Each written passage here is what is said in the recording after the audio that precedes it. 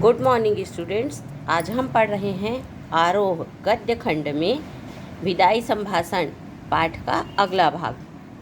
Page number 48 पे था जब हमने पिछली क्लास में पढ़ा। विचारिए तो क्या आपकी शांति इस देश में और अब क्या हो गई है। कोई यदि अपने ऊपर शासक के रूप में है तो उसका दोनों ही पक्ष है। शासन माने केवल तकलीफ देना और केवल जनता के ऊपर हावी होना ना होकर उसके लिए प्रशासनिक व्यवस्थाएं, प्रजा की तकलीफ ये देखना भी रहता है। किंतु उसने सिर्फ क्या किया, एक तरफा शासन किया। तो आज उनकी वास्तविकता को जानकर जब वे यहाँ से जा रहे हैं तो उनके प्रति किसी को भी कोई लगाव नहीं रह गया।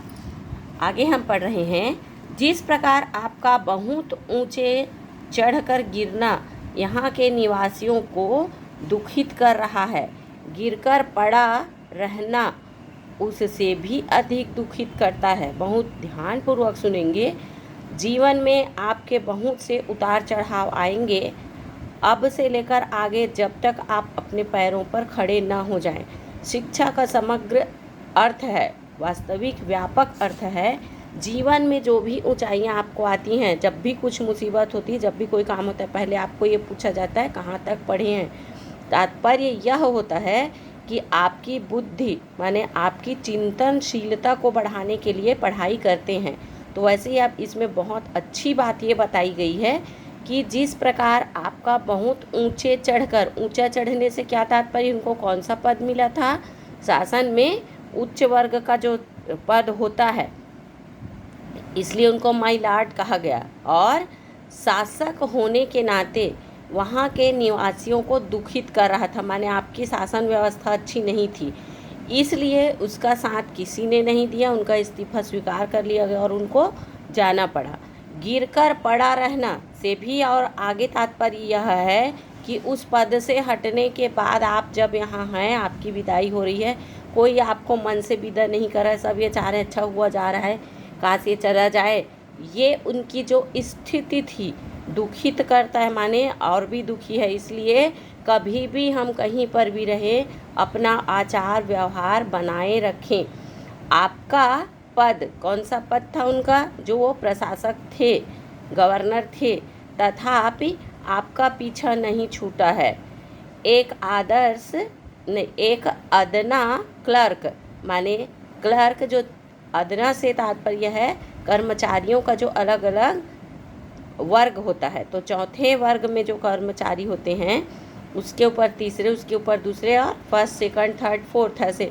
तो जो थर्ड में क्लर्क के पोस्ट पे जो थे उसकी नौकरी छोड़ने के लिए तक 1 महीने का नोटिस मिल गया होता है, माने उसको जानकारी दे दी जाती है कि आपको अब नौकरी छोड़नी पड़ेगी, चाहे आपका ट्रांसफ़र हो रहा है। किंतु उन्हें कुछ भी नहीं बताया गया, एक तरफा शासन व्यवस्था से वे इस्तीफ़ा दिया, उनका इस्तीफ़ा मंजूर हुआ, उनको जाना पड़ रहा है।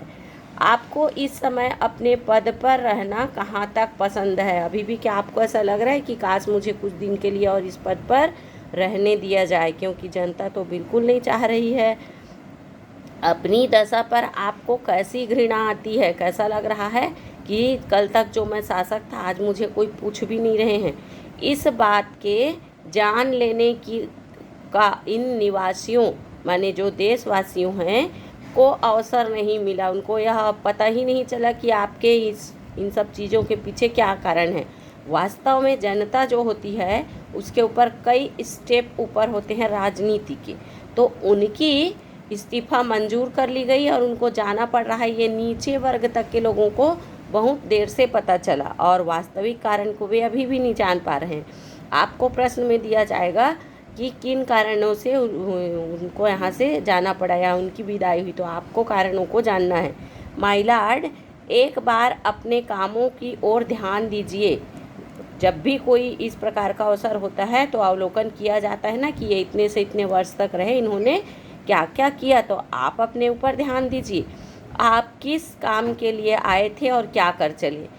अगर सही शासन व्यवस्था चलाते रहते, भारत की जनता को यह लगता तो अभी भी आपका समर्थन करते कि कुछ समय के लिए इनको बने रहना दिया जाए। शासक प्रजा के प्रति कुछ तो कर्तव्य होता है शासक का। यदि शासन वो कर रहा है तो ऐसा नहीं है कि सिर्फ एक तरफा कड़ाई से शासन कर रहे हैं उनके लिए व्यवस्था, उनके लिए क्या क्या समय पर आवश्यकताएं हैं उसको भी ध्यान देना पड़ता है। कृपा करके बतलाइए कि क्या कर्तव्य आप इस देश की प्रजा के प्रति पालन कर चले। क्या आपने कोई भी एक कर्तव्य पालन किया है? आंख बंद करके मनमाने हुक्म चलाना ध्यान देंगे, क्योंकि ये अंग्रेज़ों के शासन की प्राथमिकता होती थी। मनमाने हुक्म चलाना, किसी को कुछ न सुनने का नाम ही शासन है। किसकी दृष्टि से? माय लॉर्ड की दृष्टि से। क्या प्रजा की बात पर कभी ध्यान दिया? कभी आपको ऐसा लगा कि प्रजा क्या चाह रही है, ऐसा कर लूँ ताकि मैं शासन व्यवस्था पर बने रहूँ?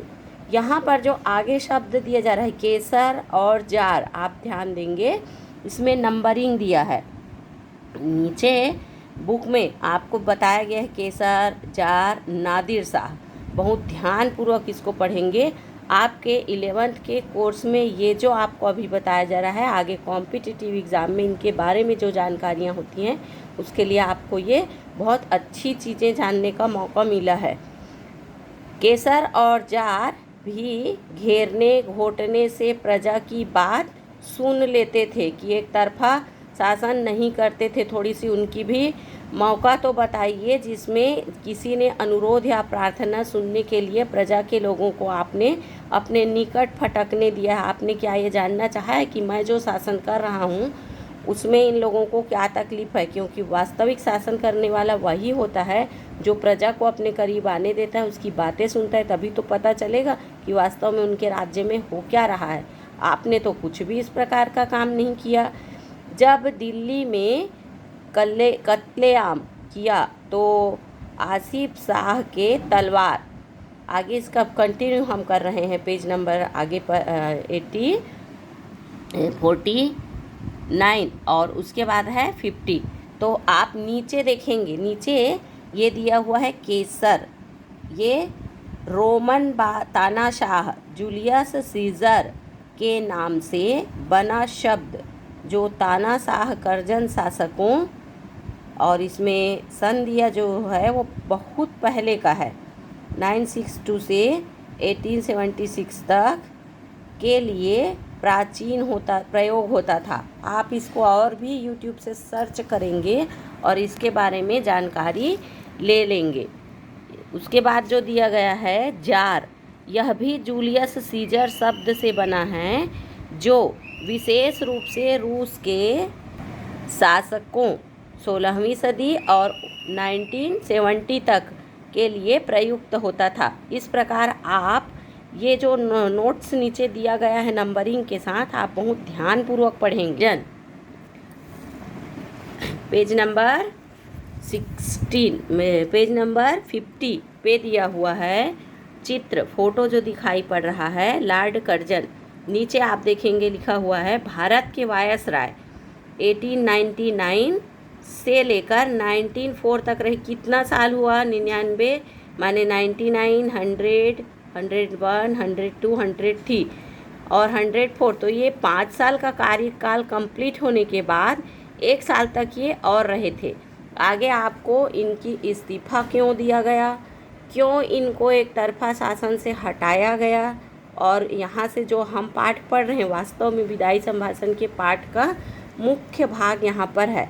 आगे हम पढ़ेंगे कल, जिसमें आपको बताया जाएगा कि क्यों इस पाठ का आपको सार्थकता, क्यों इस पाठ की आपकी सार्थकता आपको पहचान पाए।